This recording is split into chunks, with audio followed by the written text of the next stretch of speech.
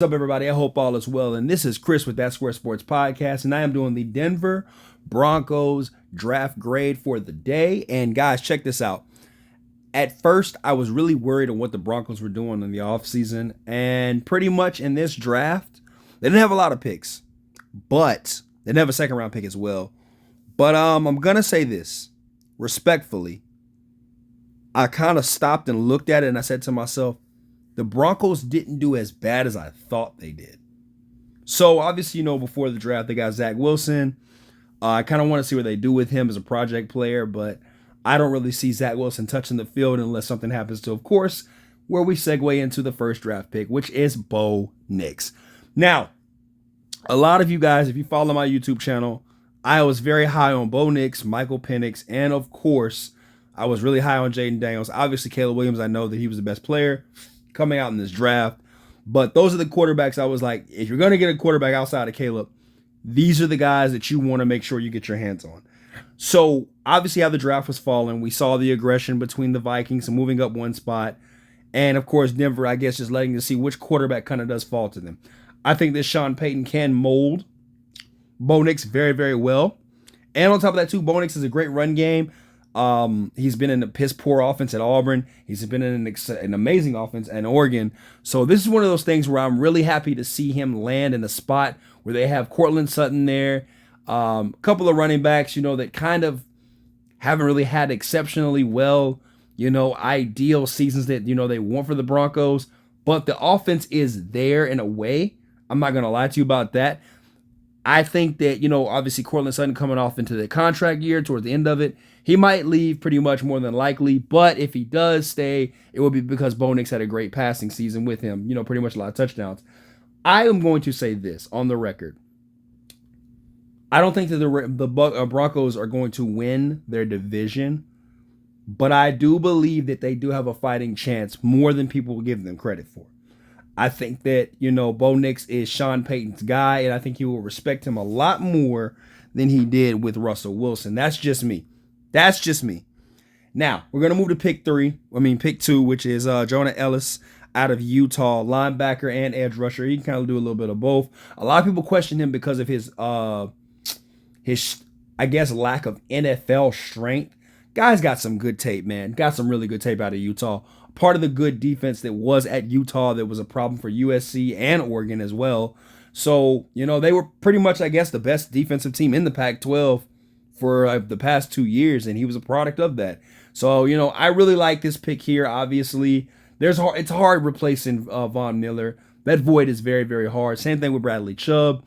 I get that. It's going to be hard to replace those two guys, but they're doing what they can, and this pick kind of really solidifies the fact that they're looking for that designated guy on that defensive side of the ball, outside of Patrick Surtain Jr., or the second, I should say, however he pronounces it or however he wants it. But they're looking for that kind of guy. Now, I do love this about them at pick 102, which I was very pissed because I was surprised this guy even fell to day 3 in the draft because I did not see this come. I'm sorry, day 2 in this draft. Did not see this coming, which is Troy Franklin, the 6'1" wide receiver who could play a number 1, opposite side to Cortland Sutton. Automatically, your offense just got better. And he's already, to me, I think he's going to be a better version of Jerry Jeudy and what you wanted from Jerry Jeudy. I am very, very positive of that. I can honestly say that, bar injury, no problems. Troy Franklin was a dog. Truthfully, just unguardable in the Pac-12. No one could really get him, except for in the Utah game, a couple times where Cole Bishop got him. And he is playing a safety coming down, pretty much a double team. But outside of that, Troy Franklin really had his way with the entire Pac-12 and some games in the SEC as well, too. But this is one of those things where you guys really won, if Bronco fans. You really won a lot. And we'll talk about some other picks, too, where you guys really won. As I started saying to myself, I really like this draft as time went on. You guys really won. This is where you started really that win streak. It's Troy Franklin coming in 6'1", 6'2", depends on how you measure him. Coming in being that number 2 receiver to Cortland Sutton, and could potentially become that number 1 guy if need be. Obviously, the chemistry is there with him and Bo Nix. Love that. So you guys already see your quarterback. He's got a couple of toys that he's used to and a couple of toys that he's already know that can handle the business already in the NFL. Now, Chris Abrams Drain out of Missouri, a very underrated corner, a very, very great defensive back coming out of Mizzou. I liked him a lot. I actually had him going higher in this draft. So I was very shocked where he went at 145. I had him in the top one. I had him in the top maybe 120, 90-ish range, that pick right there. But him kind of falling out 15 spots to 20, 25 spots out of that. I understand that, but this is a value. This is beyond value. This is really a steal for them. And he could come right away and be opposite side of Patrick Surtain right away. And I know that a lot of people don't like his tape. They're not in love with it, obviously. But in the Georgia game, Lab McConkey got locked up against him. Kentucky game, I don't even know if a receiver did anything against him. You know, the Tennessee game, and this is where we date back, Jalen Hyatt and stuff like that. Yep, that was him. Chris was on him. So, I don't know, but I'm going to give him a nickname. KAD. No, that's trash. Just call him Chris Abradrains. Yeah, he really handled his business at Mizzou, and I'm really proud to say that, you know, as Bronco fans, you guys, I'm not a Broncos fan, I'm sorry, but Broncos fans, you guys should be proud and happy with this pick right here. I do like this one. Also, another great pick.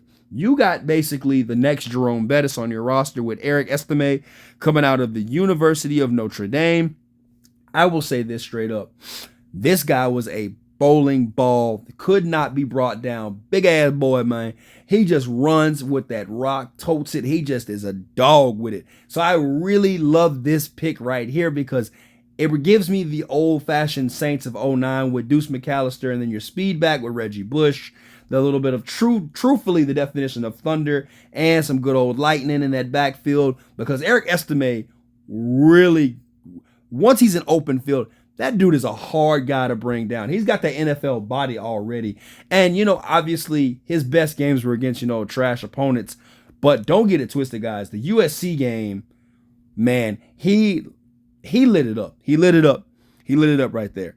All right, and then you got Devon Lee Vell out of Utah. Possession receiver, nothing bad.